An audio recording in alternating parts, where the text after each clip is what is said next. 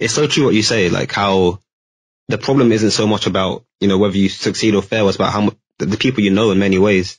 I remember reading a fact, I think like 60% of people in the UK are employed by SMEs, small to medium enterprises. And that goes to show, like, it's not even a case where this is not as hard as people say to start up. The actual problem for many of us, and especially for students, I feel like, is, as you say, the lack of community, the lack of someone to go to with questions. Even me and myself, when I'm starting to start this podcast, it's like, who do I really go to? Like I might look up online, I see what Joe Rogan's doing, I see what Joe Budden's doing, I see what business casual's doing.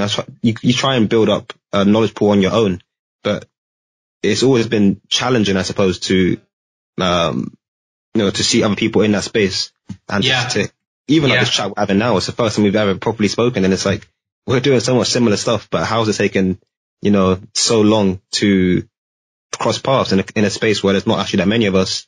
So yeah, what you guys are doing are like, it's incredible, man, and it's so needed right now. I think more than ever we kind of need what you guys are offering. Thanks for that, Jordan. I think you raise a very good point, really, because it's more about, like you said, like if you don't know where to start, many people in your same boat might have quit. I applaud you for taking that step, going and looking at what other people did and trying to emulate that. That's a great step for learning. But what if I can tell you that there's a community out there that already has been there, done that, and therefore as a result of that, you can reach out to them, and then you've not wasted so much time, or you've not come to that brink where like, oh man, this is not working, let me just quit. It's so, just imagine the impact that it can create on so many entrepreneurs today who've probably started something but said, nah, it's too difficult and let me quit. I was talking earlier about, I think it was more about, going for parties and, the social circles and the construct is built around, going for parties or, hanging out. And that's great. Like if that's your thing, I have no problems with it. But sometimes, hanging out with people who've kind of, who you aspire to be, maybe in a virtual setting or completely in different time zones or, different geographies. If you can have regular conversations with them, just imagine the way in which you might be able to look at the world. Imagine the impact that they will have on you and vice versa, how much of information can transfer just because there's that one connection you have that's probably done a podcast that's hit in the top 20s, top 10s, who knows the field a little more than you do. And just imagine a conversation with them and how much of it can kind of, how much of value can you gain from being part of that conversation with the other person just in like 30 minutes to 1 hour, instead of spending that much time kind of Googling, how do you do this? How do you do that? And just imagine how many such connections can help how many such people. And the answer is kind of infinite, right? Because you're always going to have a doubt. Another person's always going to have a doubt. And there's a community that you can, go to, not just for doubts, but even if you're feeling down and out. One thing that we've done that's working pretty well is we've created sharing circles within our communities. And so we have two kinds of circles. One where we talk about failures and we just have a laugh about it and feel good that we failed and reflect on our failures. And we talk about that really openly. Like we say, I failed because of X, Y, and Z. And then so a sharing circle is essentially anyone who feels low, down, out, wants to share their reflections, thoughts. It's an open space to do that. No judgment, nothing attached. The only prerequisite that you need to have within that circle is there's no judgment. You will not judge, and everything that's, it's kind of confidential. And so each person shares their journey, what they're feeling like. And we take it from there. So these are the types of things, that build community, that build respect, that build trust, which is what we're really, really focused on. And I think because, like you said, there's a lack of that available. Every day we say, how can we impact more people? How can we do things better? How can we, operationally or idea wise, innovation wise, what can we do better? Mm-hmm.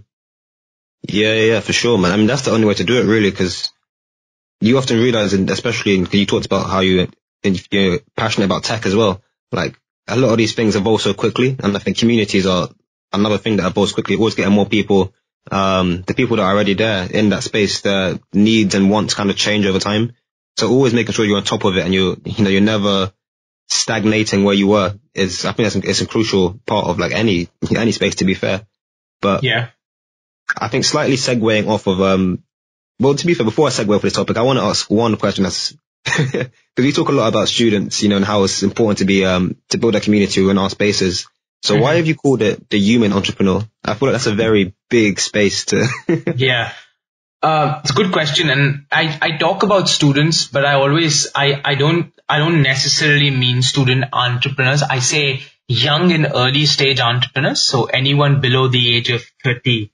And it's kind of like challenging that rhetoric about, how entrepreneurs are supposedly successful, at the age of 35 or 40, in their mid 40s or, late 30s or whatever. I don't know the statistics on that, but the idea of the human entrepreneur, and especially the youth entrepreneur movement, is the youth entrepreneur movement is tackling the youth, which is under 30 years.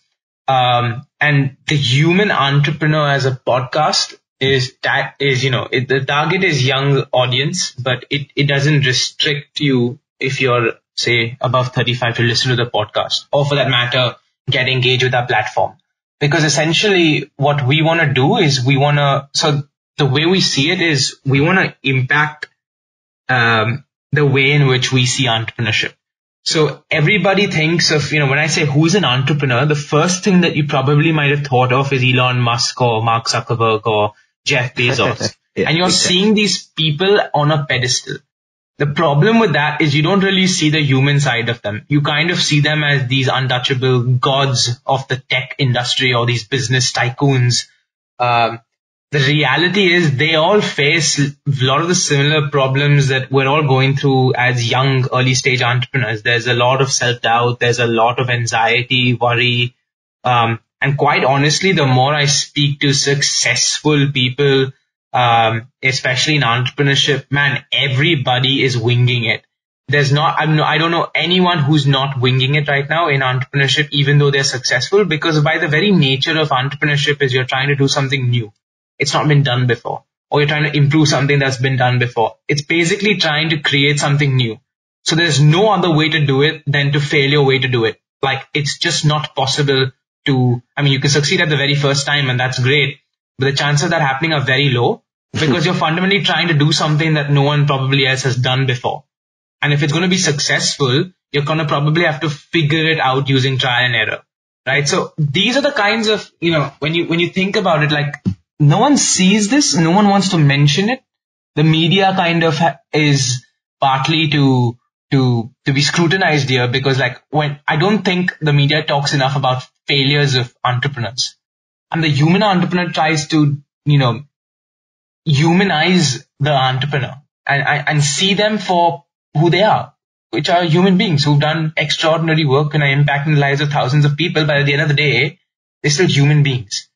And it's the human spirit, it's the human potential that drove them to where they are, which is existent in almost everyone.